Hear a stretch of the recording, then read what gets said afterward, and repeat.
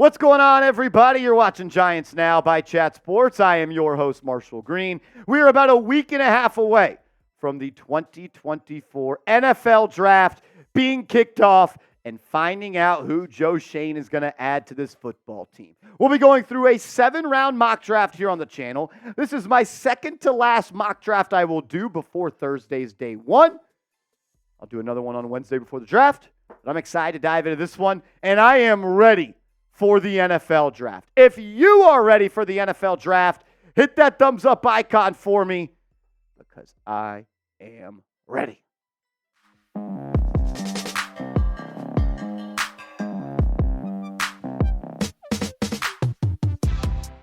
Let's just dive straight into it. With the first pick in this mock draft using the Pro Football Focus simulator, Caleb Williams goes number 1 overall to the Chicago Bears. I think you can write that in permanent ink. I also think you can do the same with Jayden Daniels going to the Washington Commanders. And I also think you can do that with Drake May going to the New England Patriots. I think the first 3 picks are set in stone at this point. I think it'll be Caleb, Jayden, and Drake, and then the draft starts at pick number 4 with the Arizona Cardinals.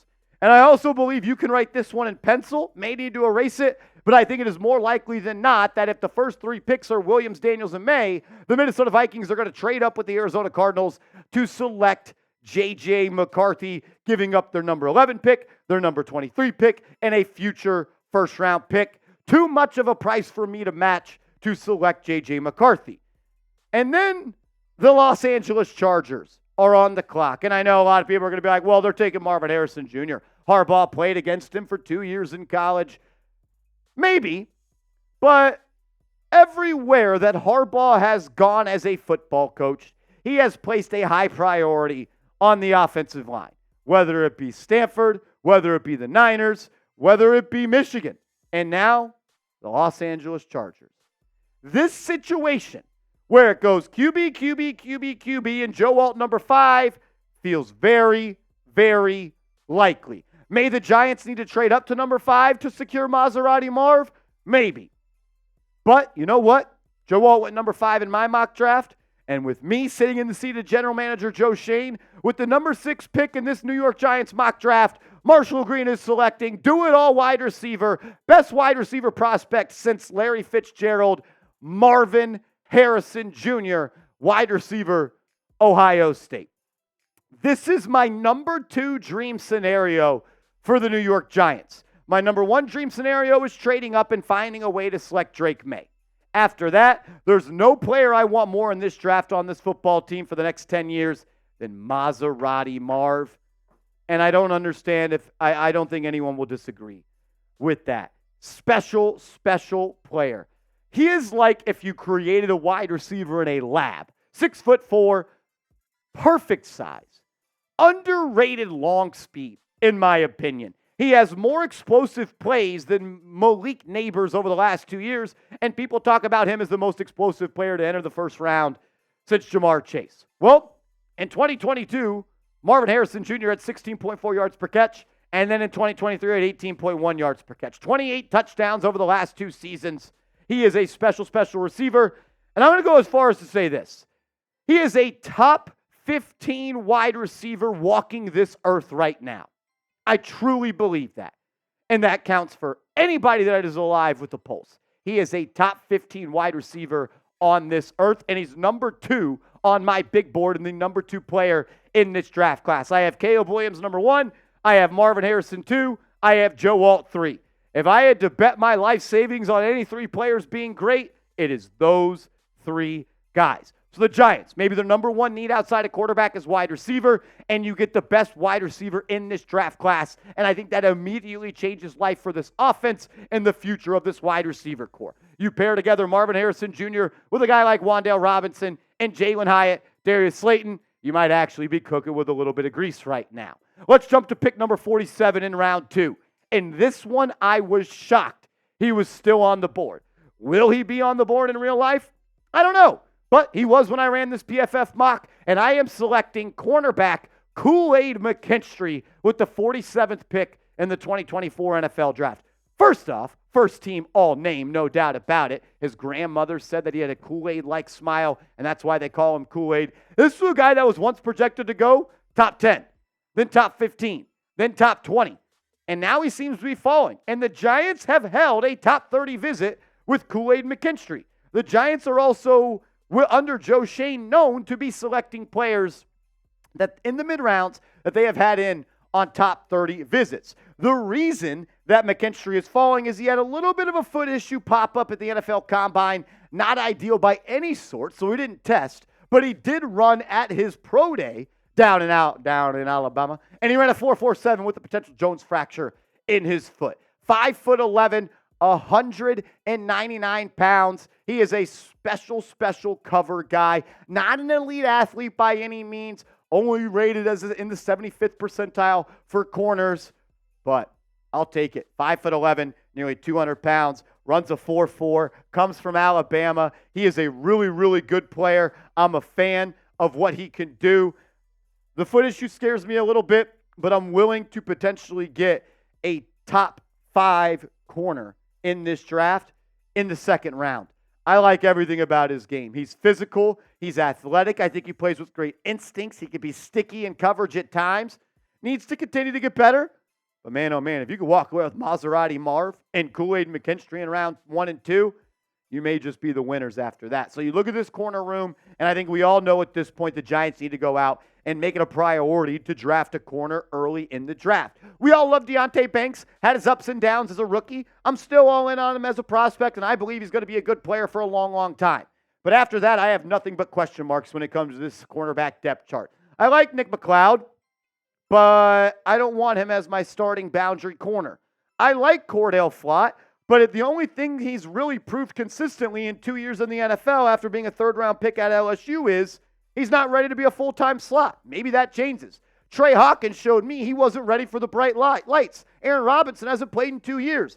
Darnay Holmes was also almost cut last year. You brought it back on a 1-year veteran minimum deal to play in the slot. You need another outside corner to take some pressure off Deonte Banks. And if you got Banks and Kool-Aid, that's a good building block for that position. My question to you is this before we get to the third round. What is a bigger need for the Giants? Is it corner or is it wide receiver? You picked a corner in round 1 last year, and you picked a corner in round 3 2 years ago. You picked a receiver in round 2 2 years ago, and you picked a receiver in round 3 last year. Let me know, CB or wide receiver, bigger need for this football team.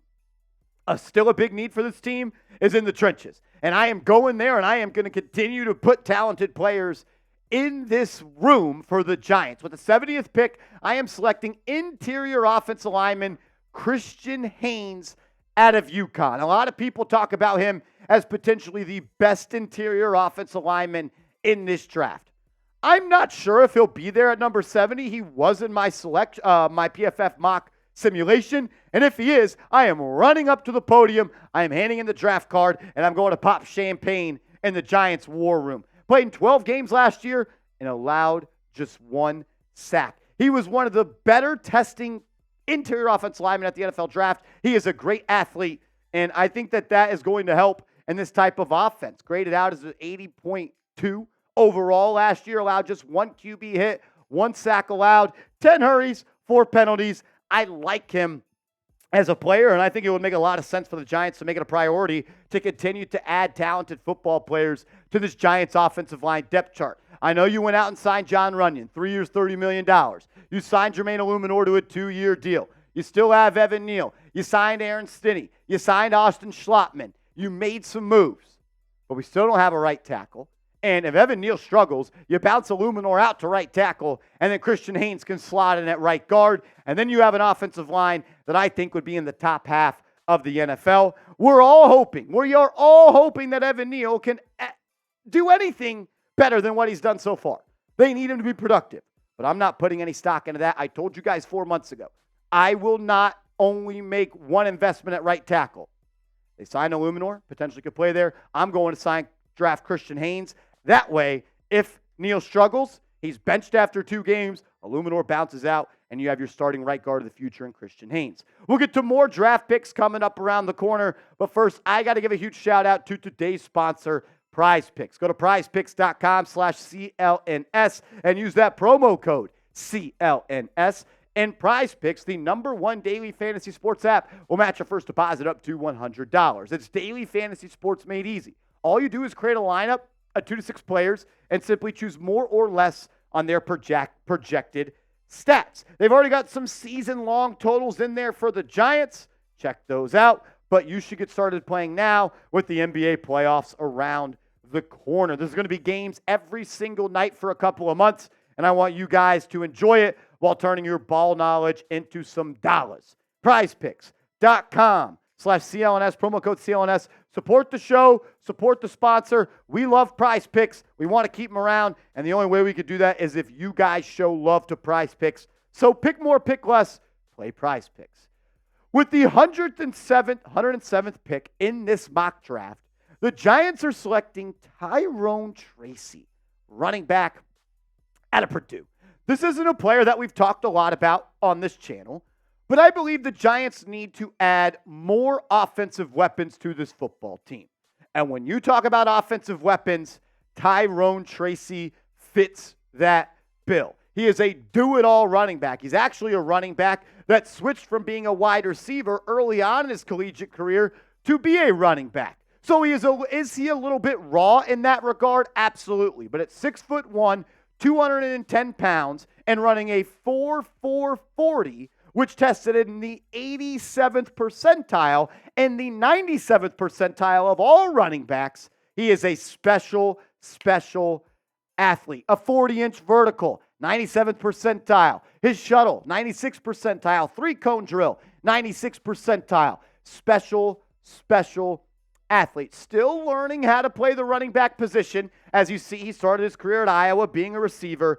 He reminds me of Cordero Patterson, where if you just give him the football and he finds a crease, he's going to be throwing up a peace sign down the sideline, dancing in the end zone.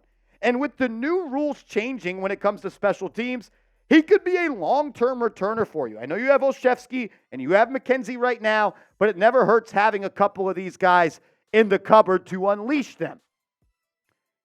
Your running back room needs some help. No doubt about it. I like Singletary.